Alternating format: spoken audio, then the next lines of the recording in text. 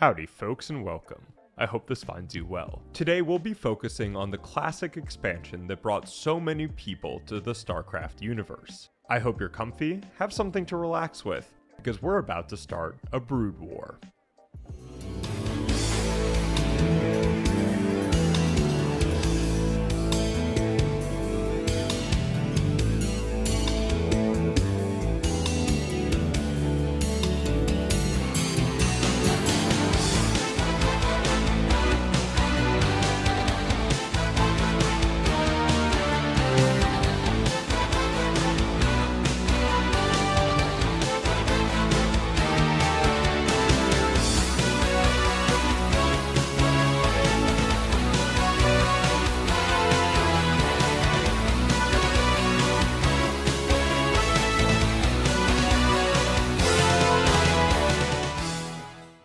StarCraft Brood War came out in the distant past of 1998?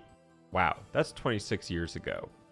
Brood War came out to a slew of critical acclaim for the expansion's attention to detail like balancing, additional units, and a whole lot more. Brood War was mostly looked at as the main catalyst for the expansion of StarCraft's online competitive scene. Already highly popular in Korea and even in the United States, Brood War supplanted the game as #1 in South Korea, with players like Slayer's Boxer having more than 500,000 people in their fan club. This was pre-Facebook. Brood War did something that we probably will never see again in gaming. It was almost a complete expansion of the base game mechanics without any community feedback or input. Now before you say they had playtesters or the original StarCraft gang, I'm looking at it through a different lens, a more modern lens. Nowadays betas go out for testing online, and I know plenty of people that like to play the public test realms for certain games. It gives good feedback to the developers and depending on the community can really influence the game. What Blizzard did in 1998 to make StarCraft an even more intensive, heart-pounding and beautiful RTS is spectacular. It's spectacular because it didn't involve years of back and forth and patches.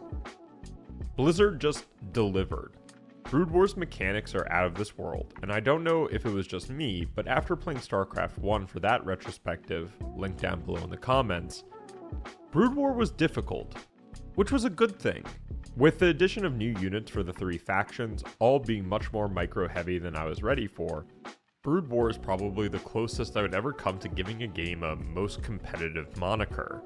The knowledge base that you need, plus the actual inputs from the mouse and keyboard, it's kind of like a hyper chess without a timer or turns.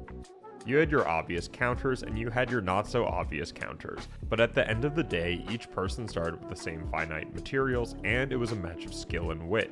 Yet, what about the other half of the game? I get multiplayer was really popular, but there were some major cliffhangers from the end of the first one. Like, what happened to the Protoss? Did Raynor get his bike back from the Zerg? How did the Overmind mess up so badly?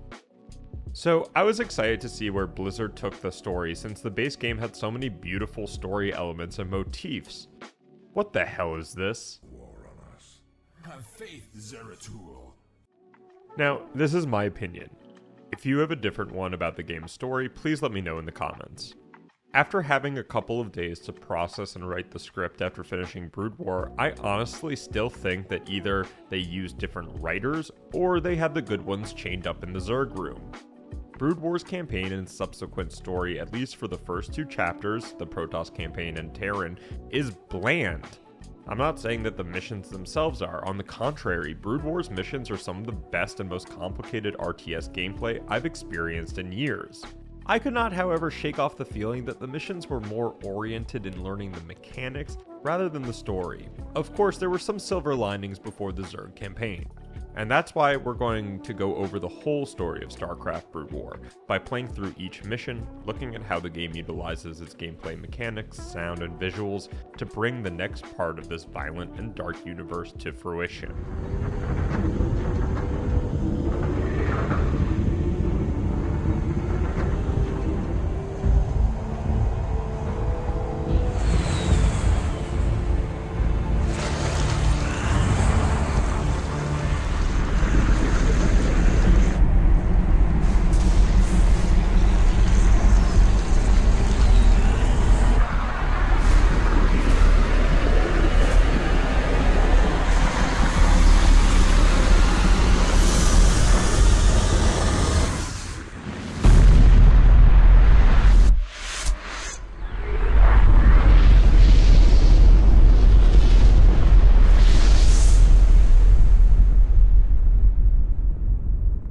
the bat, I love they changed the faction leaders, especially Kerrigan. We find ourselves right after Tacidar's sacrifice, where essentially the Protoss nuked their own planet for the destruction of the Zerg Overmind. The Protoss are still the embodiment of a decaying empire. Zeratul the Dark Templar thinks we need to leave to Shakuris, his homeworld, and we meet Artanis. Executor, I am Artanis. Though I have only recently been appointed Praetor, you can trust that I will uphold the honor and traditions of the Templar. We shall see. Oh wow, Jimmy, how did you survive? Brood War does a great job at using its environments to tell a story, and especially how it introduces the new units or buildings. It's subtle, they don't just say destroy the Zerg teleporters, they go, to stop the Zerg reinforcements, we must. It feels lived in rather than a tutorial. I mean, how is this not epic?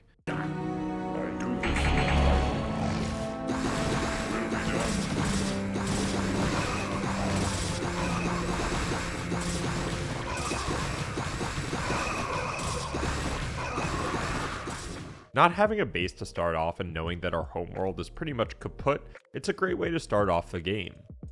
We finally make it to the Protoss War Gate, and now before you say something, the game kind of has horrible sound mixing. At least for the vocals compared to the music, I tried everything to go into the sound settings both on my computer and in game, but for some reason you can't just scroll through percentages. It's preset volumes, which doesn't help at all. Worry about getting your people through the gates. Phoenix and I will hang back and protect our flank until everyone is done. Having got through the portal to Shakuris, the Dark Templar world, we understand from Artanis that Phoenix and Raynor are still back on Aiur, and Zeratul tells us to set up an encampment. Somehow there are Zerg here? Zeratul. Glad I am to see that you've returned home after these many decades. But the strange guests that have followed you here seem ill-tempered. Well met, my brother.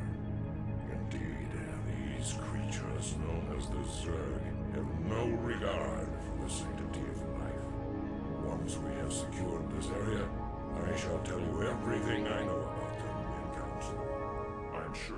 I love the introduction to the Dark Templar, especially since we get used to them in the mission. And let me tell you, Dark Templars mess up Zerg. We need to secure the warp gate from Shakuris' side, and with a lot of slashing, we eliminate the Zerg from our side, and get this radio message. Executor, my crew and I will remain here on Aiur and shut the gate down on this side. It's the only way to make sure that the Zerg won't send more reinforcements to Shakuris. You will be hopelessly outnumbered, and once the gate is shut down, there will be no one to save you should you be overrun. Yeah, well, I'm a man of action. What can I say? God, I love Jimmy. And you may also be asking yourself, how is this bland? You've had nothing but good things to say, and I'll answer that by saying, this is the last time you'll see Jim Raynor until Act 3, the only likable character in this whole series. We also go down this eugenics alien rabbit hole, so buckle up. And why the hell did Blizzard have an obsession with the word Naga? We meet the matriarch and the leader of the Dark Templar on Shakuris, who gives us the same spiel that the Conclave would, but for their ideology.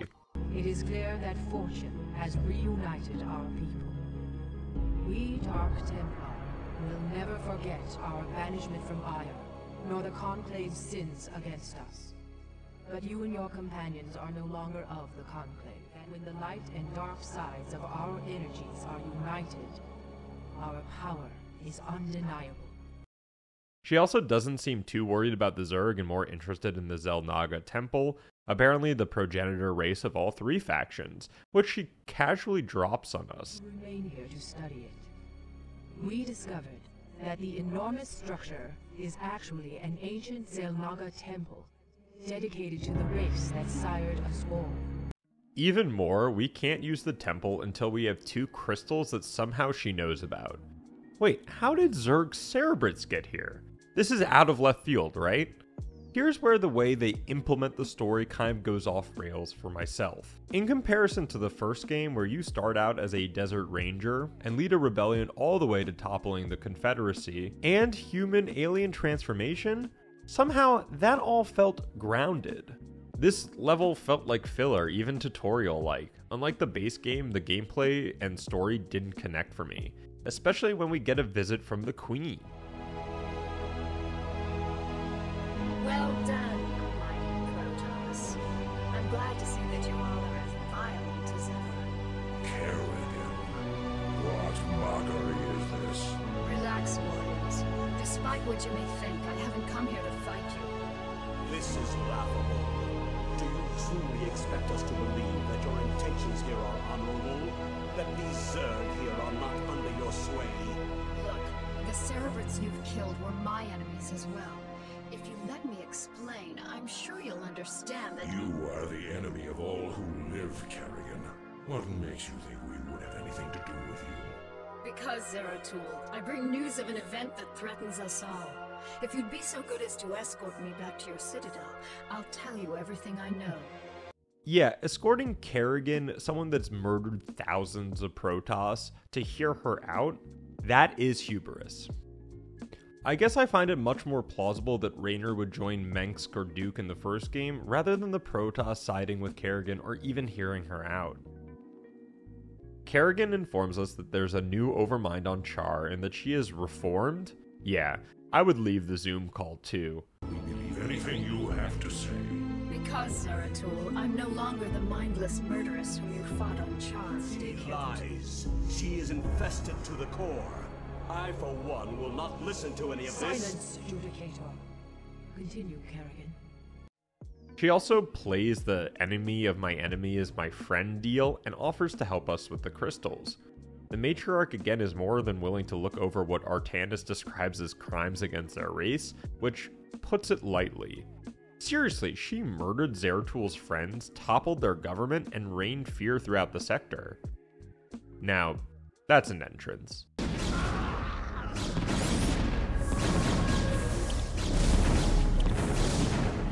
So, looks like these pesky humans have the crystal and we cannot just talk with them. We get past their defenses, and this is what I mean by unbelievable. The crystal's here, boys. Send in a probe to gather it up, and our work here is done. You have done well, Kerrigan. There's more to you than it seems. Perhaps I have misjudged you. Given our history, I can't say I blame you. Let's just get the job done. Zeratul, bro, she literally helped you get one of the crystals and you say, perhaps may I have misjudged you. Let's see if this pans out, but at the moment, I was just audibly going, this is not how the story goes, right? I did play Brood War back in the day, but for some reason, I don't really remember the story, just little pieces. In contrast, I could probably go through mission by mission of the base game. I don't know what that says about Brood War. The introduction of the UAD is well done and a great concept.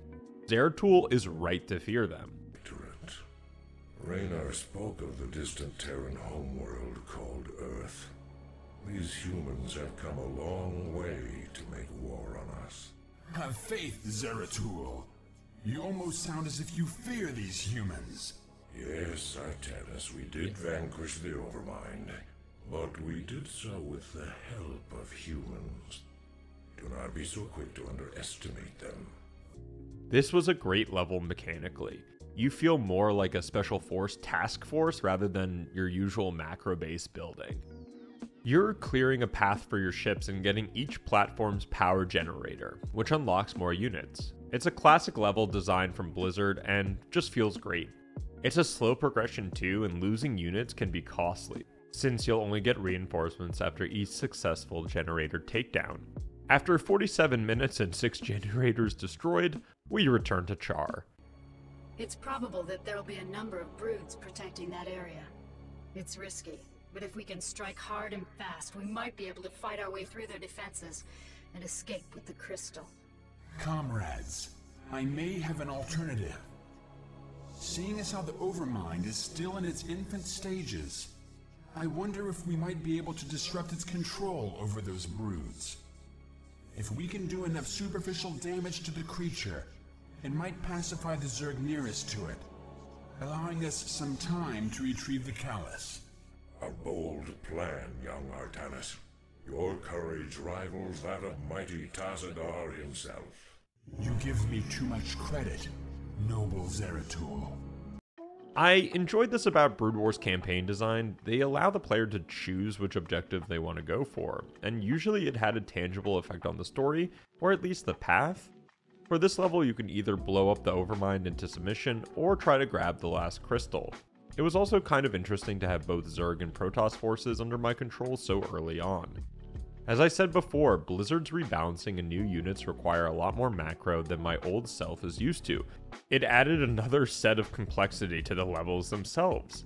Also, the playstyles of Zerg and Protoss are so completely antithetical to each other. One is fast-paced and expanding, and the other is just the turtle god.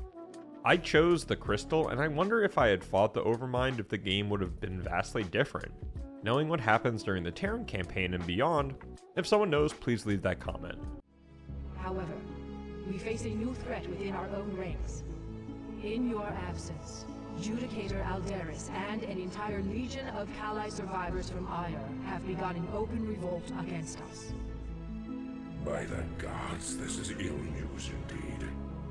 Why would Aldaris betray us so? Zeratul, if you have to ask that, then you're also blind.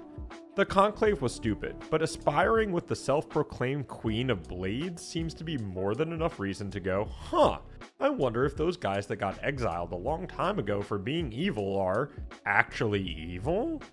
We also have this, well, we have Archons at home type of deal, but these guys are kind of bad. Against us. Fear not, comrades, for we have Archons of our own. Should the dire need arise, all Dark Templar may merge to become Dark Archons. Though we sacrifice our warriors in doing so, only the might of the Dark Archons can match the forces of Aldaris. I love their look, and of course taking control of units is badass, but it takes their power so long to charge, they have no attack, it just makes them pretty useless once they run out of energy. We finally catch up to the traitor and... It is finished, Judicator. Surrender your remaining forces and join us in eradicating the Zerg.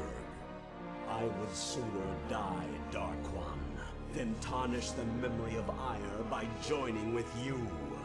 Your fate was sealed the moment your matriarch allied herself with the Queen of Blades. Longer afford to be so naive, Artanis. While you were securing the crystals, I discovered that your matriarch has been harboring a dark secret. She has been manipulated by... I have no time for this. Wretched creature, this was a Protoss matter. You had no right to interfere. Be gone from this world. You are no longer welcome among us. Aldaris is completely right, and this line just irks me. So yeah, let's start counting how many times Kerrigan double-crosses someone in this game. This entire chain of events has been masterminded by Kerrigan, and we played right into her hands. Duh, does anyone else get what I mean by the story? Artanis feels like someone from Family Guy wrote his lines. The matriarch being bloodthirsty for self-described nomadic tribe leader raises one eyebrow from Zeratul and then nothing. Shall be the first to fall before us. Matriarch, I have served you for many millennia. I have always valued your wisdom and strength. Yet, lately, in your mind, I have sensed something that clouds your true spirit. Though Kerrigan has gone, I wonder if her treachery still remains. Be at ease, Zeratul. I am still the same Rashagon you have always known. It's been a while since I played StarCraft 2, but I'll be interested to see if this guy's learned anything. Anyways, we're tasked with bringing the yin-yang crystals to the temple, and luckily for us, Dragoon spam is a thing. I also love how half the map isn't discovered when you get to the temple. It makes the standoff feel a lot more scary, exactly how the Terran mission in the first game felt. Plus, being able to defend it Protoss style was another epic moment brought by gameplay and storytelling being intertwined. Oh, hell yeah. There aren't many cinematics as I hoped for, but the ones they added are fantastic. I really enjoyed the art direction, and it weirdly reminded me of World of Warcraft somehow.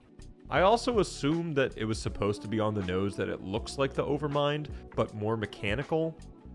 Wow, The Protoss love their nukes. But I guess it works! And there concludes the Protoss Campaign, which I was not over the moon about. I 100% can believe that Raynor would join Menks to destroy the Confederacy, that the enemy of my enemy makes sense. The Protoss, literally having to sacrifice one of their best in an attempt to destroy the Zerg, would join forces with Kerrigan and now defunct leader of said Zerg just because she cured a crystal for them? Come on. I was hoping that the Terran Campaign could change my mind about the direction that the story was going. Okay, the synopsis they give on who the UED is, plus the images are stellar. You can already feel the power these guys hold, especially knowing that the Protoss just talked about how long their journey was. Adjutant online. Good morning, Captain. Our long voyage from Earth is over, and we are holding a stationary position near the borders of Dominion space. I trust that the effects from your long, cold sleep have worn off by now. If not, the Med Officer can provide you with additional cryostim supplements. Admiral Dugal has issued a proclamation to the entire fleet via Transmed. I'll patch it through to you now. Attention, defenders of the United Earth Directorate. This is Admiral Dugal.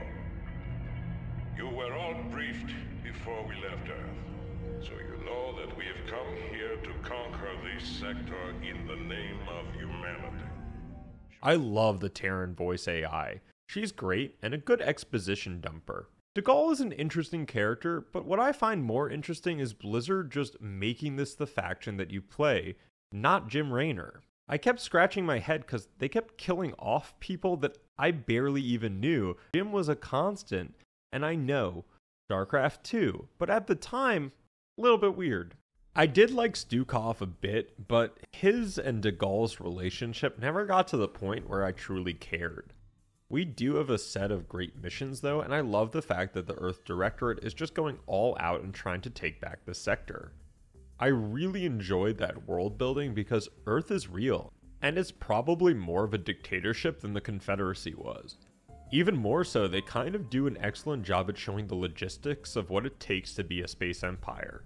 I don't know if it's just me, but I do wonder what the economy of this universe is, and when we get there in real life, what the equivalent of American Truck Simulator will be. Anyways, Stukov gives us orders to take out the Dominion resistance, and we oblige. Stukov out. Everything is going well until, why did they do this again? I am Lieutenant Samir Duran of the Confederate Resistance Forces. I've been monitoring your attack against the Dominion, and I'd like to offer you my services and skills in return for amnesty. So, you're telling me that Stukov, after the longest interstellar trip of his frickin' life, just happens to get on the first planet and sign up with a random human who could be anyone? I swear, I'm pulling out my hair. It's like they couldn't think of how to set up double crosses in such a short time period. Even with Duran having knowledge of the land, the UED just signing up with these guys felt like bad writing. We get back to base and Duran is already in our secret communication briefings. Great. I do enjoy how they put into perspective what the UED deem as important strategic targets. This makes sense to go for Menk's data links, but also crippling the Dominion's battlecruisers. However useful he may prove to be, Alexei, he will always be a traitor in my eyes. And you know that I cannot abide a traitor. Only too well, Gerard. Oh wait, Dugal, say that to yourself in 2 levels. I enjoyed this level a lot getting the pilots to the battlecruisers, and it made it a true effort to get every single one in. Also, having medics for Terrans is the icing on the cake for Marine builds. Like, they do not die. After getting a large armada, we see a familiar face. I don't know which militia y'all are from, but I advise you to back down, now. I'm General Edmund Duke of the Dominion Armada, and in the name of Emperor Mensk, I order you to surrender your forces immediately and unconditionally. Ah, General Duke. I expected your forces to arrive sooner. You should know that we represent not one of your ragtag peasant militias, but the combined might of the United Earth Directorate. Earth Directorate? You mean to tell me you've come all the way out here from Earth? I love that reaction.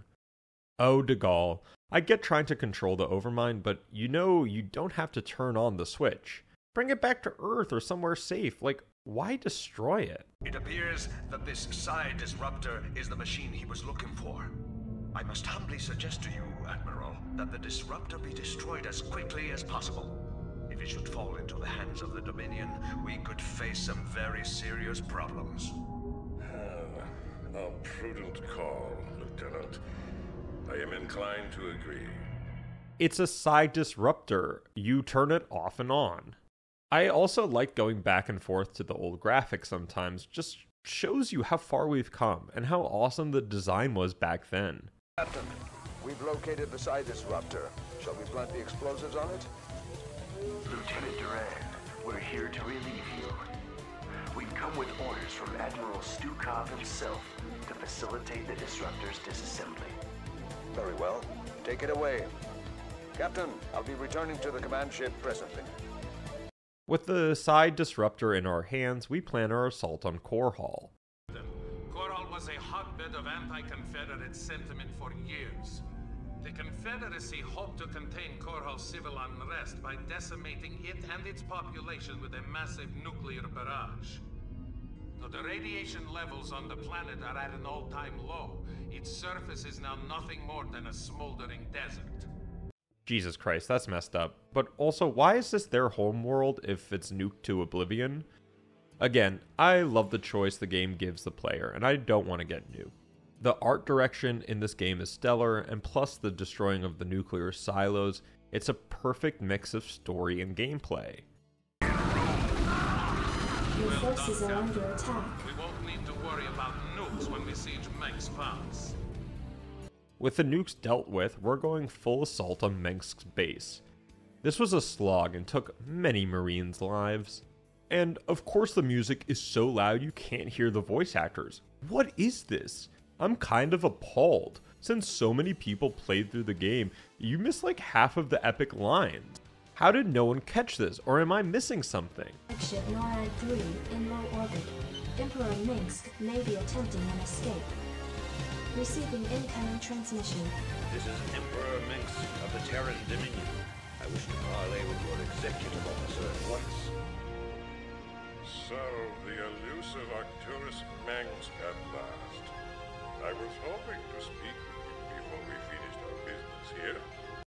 So, Raynor shows up to save Mengsk for some reason that hasn't been revealed, and we contemplate how to get revenge. Captain, we have tracked the fugitives Mengsk and Raynor to the devastated Protoss homeworld of Ire.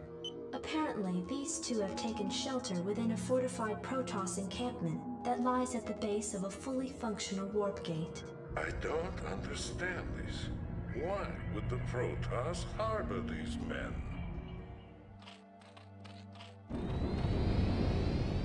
Valkyrie prepared.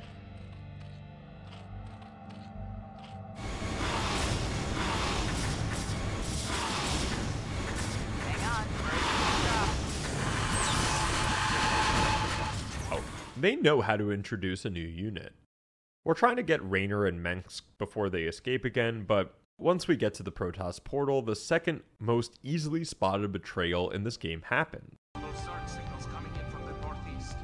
That's Duran's position, but he seems to have moved his forces out of place. Lieutenant Duran, this is Stukov. Come in.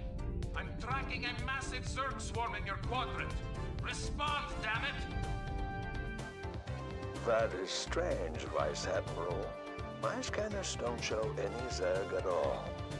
Maybe you have a technical problem with your equipment. Lieutenant, if these Zerg get through, we'll never be able to capture Mengsk. I'm giving you a direct order to return to your position and reinforce my troops. Oh, I'm sorry, sir, but it seems your signal's fading out. I couldn't make out that last part. I'll try to re-establish contact later. Did he just do the losing you in a tunnel bit? Damn, that's ice cold, Duran. Stukov took control of a large contingent of troops and came here to the planet Braxis. Why would he abandon the battle on Ire? Why has he come back to Braxis? I mean no offense, Admiral, but perhaps Stukov's loyalties are not as strong as you once believed. Because you are young and foolish, Lieutenant, I will pardon that insult. Alexei and I have been friends since long before you were born. However, he must be found.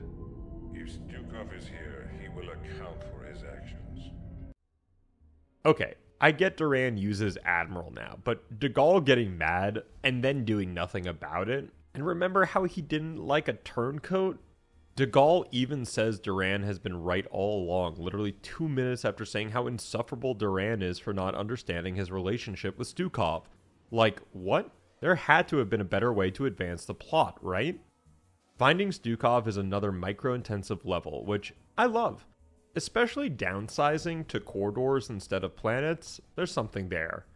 This level also has some of the greatest one-liners from Marines. How do you work this damn thing? Computer, locate Admiral Stukov. Access code denied. I hate computers. We finally catch up to Stukov and get a dying exposition dump. Looking at it now, no matter how stupid the UAD was to believe Duran or even bring him in on this thing, the dude really knows how to scorch the earth. Surprised. We both know exactly what it is that you're here to terminate. Get on with it. Say goodnight, Stukov. To hell with you. As well. Use the disruptor to finish our operation. Let my death have at least some meaning.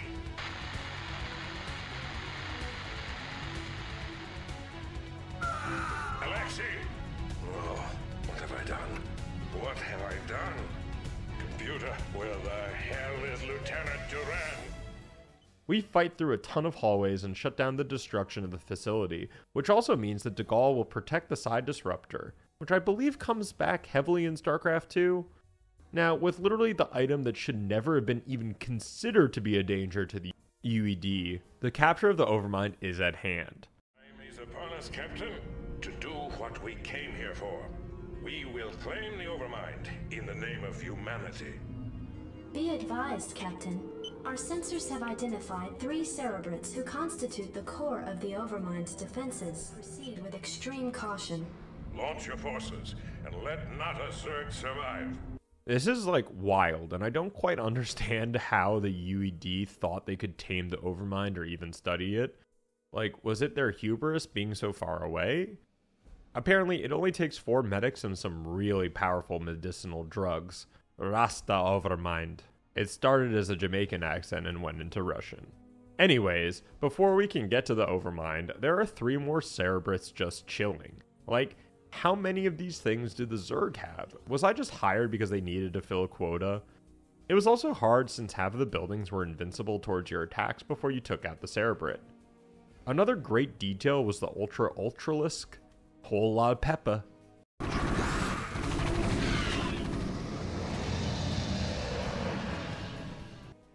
I have to say, Brood War does not disappoint with the scale of the missions. I don't know if it was just an afterthought, but the maps in Brood War are like bigger than the base game. It feels like that.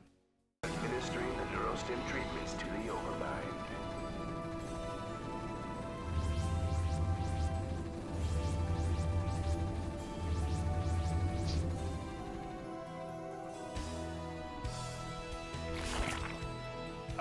Excuse me, Admiral, but I'd like to introduce someone to you.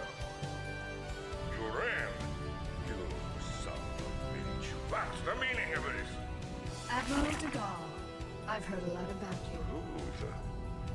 What the hell are you? Finally, we bring the med team in, and of course, it's Kerrigan. You may find that difficult, you abomination. Seeing as how I possess the means to disrupt your control of the Zerg. It's a great line. Our second cinematic, and again, space fascism has always been in, right? I kind of love the style from the voice to the video. It brings a World War II-esque news brief, And if you think about it, information probably does take a while to travel, and the propaganda machine needs to continue. Of the planet Char, long since rumored to cradle the malevolent overmind of the Zerg. The overmind itself, an enormous living brain-like entity, dictates control of all the myriad Zerg forces, and it was believed to be planning an invasion of the Earth itself. Once on the offensive, our highly trained Directorate forces were more than a match for the beast-like Zerg. Even their fiercest warrior breed could not defeat the greatest military technology in the galaxy.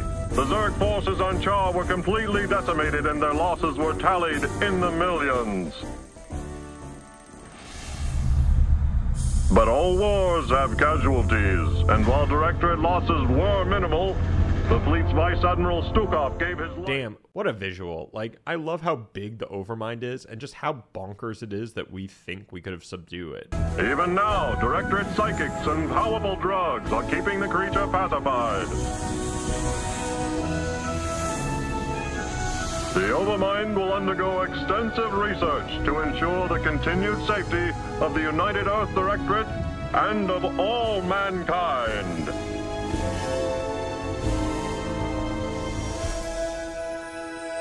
And that's the Terran Campaign. Again, great missions, but holy hell, why do these people trust anyone new? You both on Ire. I told you about the new Overmind, and about the UED that seeks to control it. Well, the UED has done it. They've tamed the Overmind, and now control most of the Zerg broods in this sector. That's why I've asked for your help.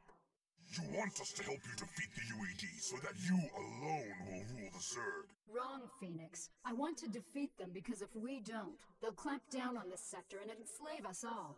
You know I'm right, Jim. You've studied the history of Earth. You know what the UED's agenda is. Taking control of the Zerg is only the beginning for them. Maybe. I don't know. The Zerg campaign starts off with Kerrigan realizing that she'll need to regain control over the broods after the Overmind's conquering, and that the side disruptor reaches all the way to Tarsonis. For some reason, Phoenix and Raynor keep listening to Kerrigan, which I'm like, what? He even gives us a spiel about the two lesser evils, but my guy, Phoenix, was this not you last game?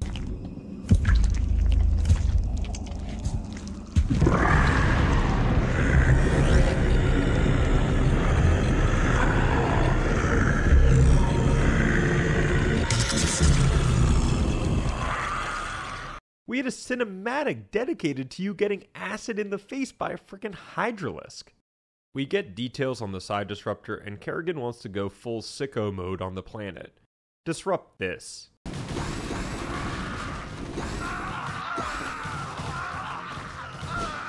Kerrigan has regained control of her minions. I fear that she will forget our pact and turn on us. Oh, you think, Phoenix? I enjoyed this level a lot, trying to get to 10,000 minerals and infesting the Terran Command Center. It was a great balance of trying to hit the objective while also balancing unit production and the economy. When we get to 10,000 minerals, which carries over to the next level, I thought that was a great feeling. And we'll need them too. I do love the way Zerg expands, and the game really shows you visually and just necessity-wise that that's important to do. A lot of the Zerg missions is about establishing a lot of bases, which if you don't get by the third mission, well, you can't get back 3 hours using one hive for units. You also need Vespian gas, which might not seem like a big ask, but my god, your workers no matter what faction farm gas so slowly that you'll be waiting for periods of time just for it. Even expanding to 3 bases will not cover most upgrades without time, and it's one of those things that I noticed playing StarCraft is that this game takes time. You're essentially rebuilding your base every time, your economy every time, and sometimes with really cool or annoying stipulations. It's interesting to me since people ask about the decline of RTS might point to the theme of rebuilding and think, well, nothing carries over, so there's no progression. It's something they addressed in StarCraft 2, the progression, even if it's not the most in-depth system. Blizzard at least realized that people like that. And games like Dota and Valorant that rebuild each time, but playing single player you kind of lose that competitive edge. Plus the micro needed to have a stable economy. I hate to use the word pacing, but it's gameplay that kind of took me out of the pacing of the game. At least in 2024. I don't know how to feel about this, and I wonder what you think. But I wouldn't be opposed to at least having starting bases when applicable SCVs or workers are already working. It could even be story-based, seeing as each campaign seems to follow the growing strength of each faction. Anyways, we give Mensk his nuked planet back. What of your allies here on Korhal, my queen? What would you have done with them? They are of no further use to me. Though they have proven themselves useful, it might be dangerous to allow them to live. The second I saw the objective, I just sighed. Great opening, though. How y'all doing?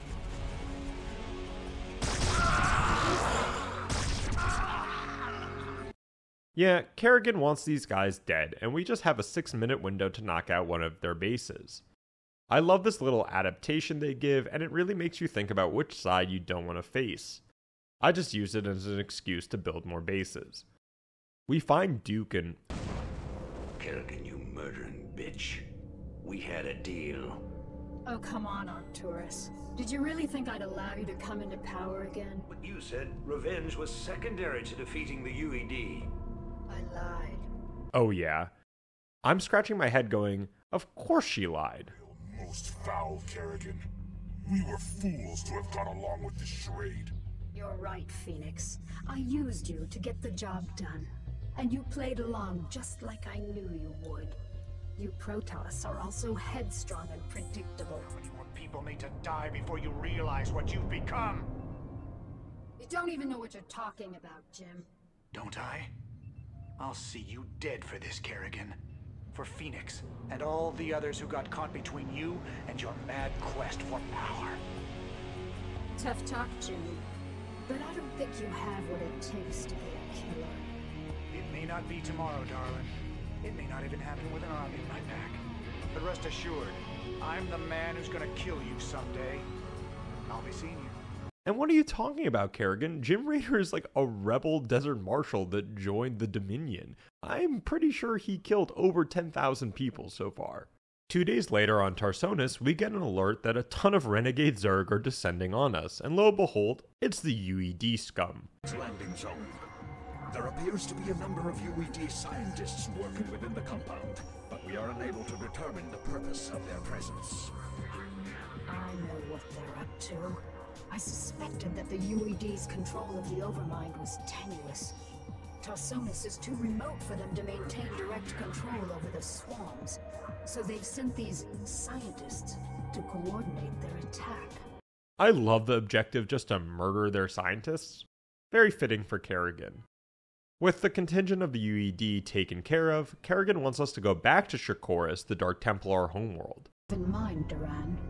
The Protoss outpost of Telematros is built upon a large mesa and is essentially impregnable to ground attacks. However, Telematros is fueled and supported by a number of adjacent pylon clusters. I believe that if we can cause a surge within those pylon clusters, we can cause Telematros power grids to overload.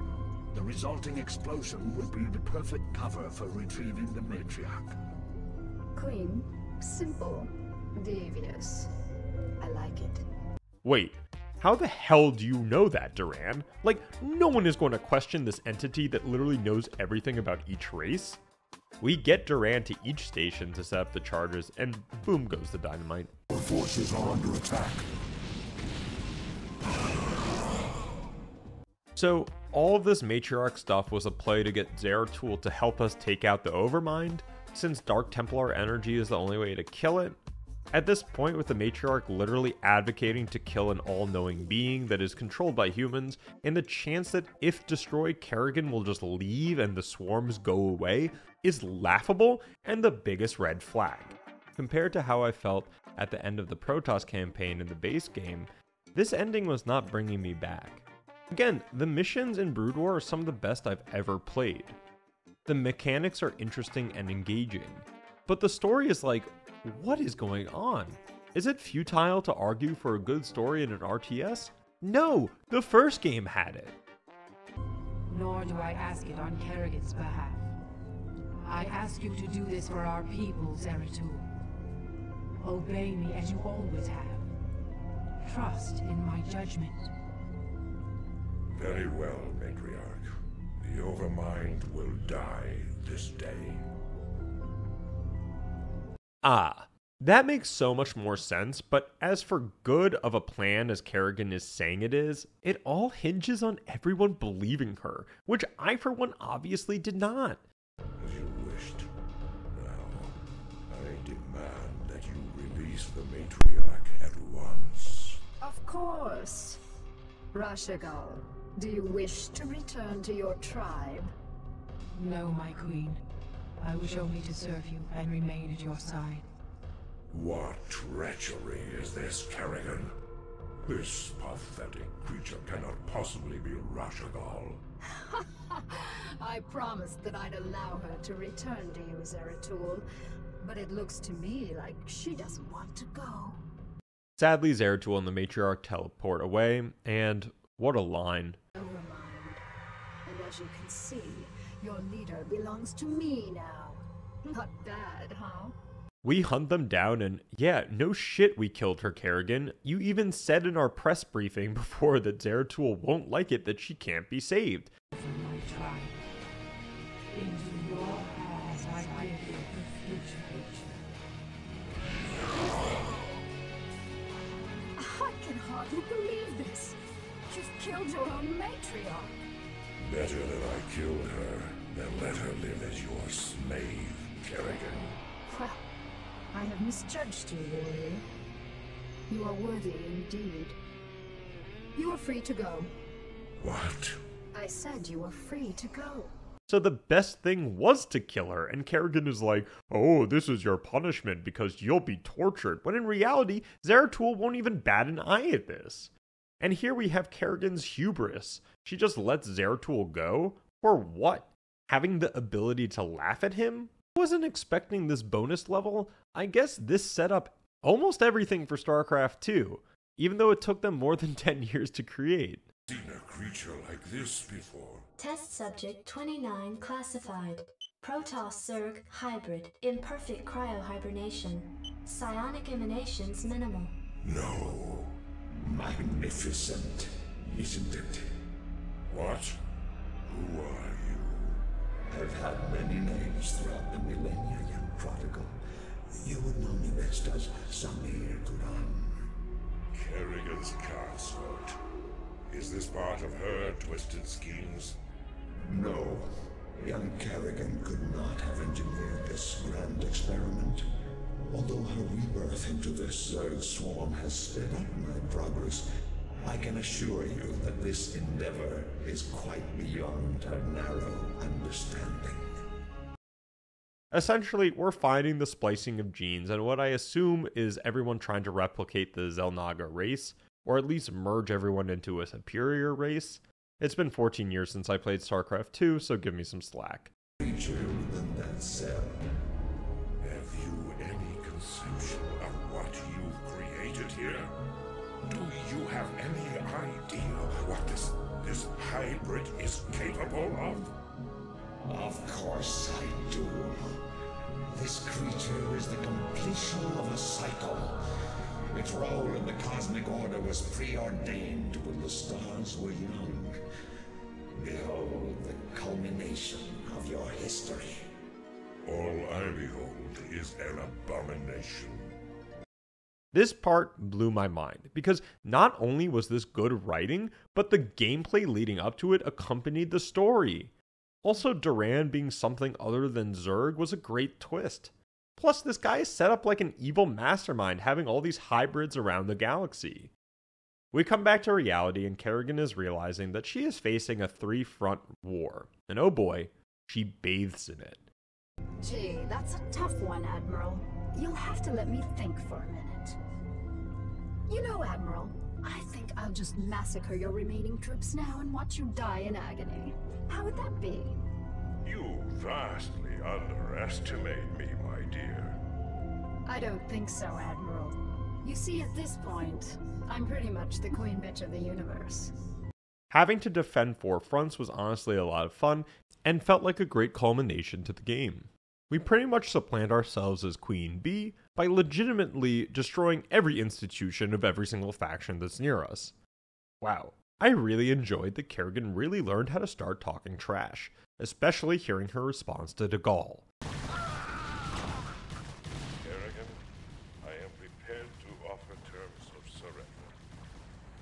It is my wish that you allow my men to live. You're not in a position to offer me anything, Admiral. And I don't take prisoners. I'll tell you what. Turn your remaining ships around and start heading back towards the Earth. I'll even let you have a head start before I send the swarms after you. It'll be interesting sport to see how far you get before you die. And like that, sort of on a cliffhanger, that's the end of Brood War's story. Crazy to think about not knowing what happened to Raynor, Zeratul, if Karrakin actually reached Earth. And what is Duran? A Xel'Naga, a hybrid himself?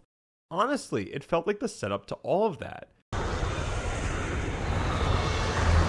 The Earthborn Directorate has been destroyed, and the Overmind lies dead and trampled beneath the ashes of Char.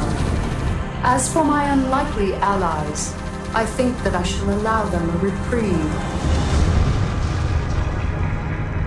For in time I will seek to test their resolve and their strengths. They will all be mine in the end. For I am the Queen of Blades.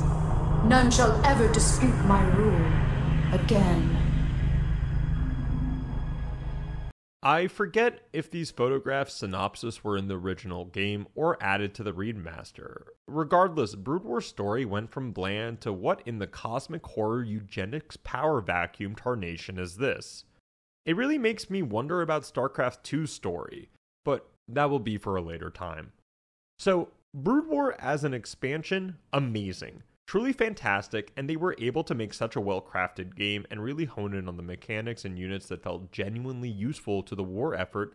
On that front, it's a true masterpiece. Brood War had something missing compared to the base game throughout its whole entire experience. Plausibility. And I know you might be shouting, it's sci-fi. What do you mean by plausibility? It's what I've mentioned throughout the video, the plausibility of the relationships that we see on screen. I understood, even sided with the gray areas from the first game. Kerrigan listening to Mensk because she felt wrong by the ghost experiments? Plausible. Raynor joining the Dominion? Plausible. The list goes on and on. At no point was I thinking to myself, the choices these characters make is laughable. Yet in Brood War, what we saw today, there were moments that had me scratching my head feeling this was forced. I really want to hear what you think about this. Obviously, this is an expansion, and the story probably took a back seat. However, StarCraft 1's story really resonated with me, and knowing how they set up StarCraft 2, I'm really interested to see how that comes to fruition. What were your thoughts on the story? Let me know in the comments below. And a huge thank you to some familiar names. Nobody EXE50. My friend, thank you so much for being one of the first people to comment, and your consistency. Whenever I see a comment from you, it just makes me smile. And it means the world, so thank you. And with that, if you enjoyed the video, please click that like button. Let me know how you like the story of Brood War. If you really enjoyed the video, check out my channel. I make things for everyone. I make sure of it. And as always, see you next time.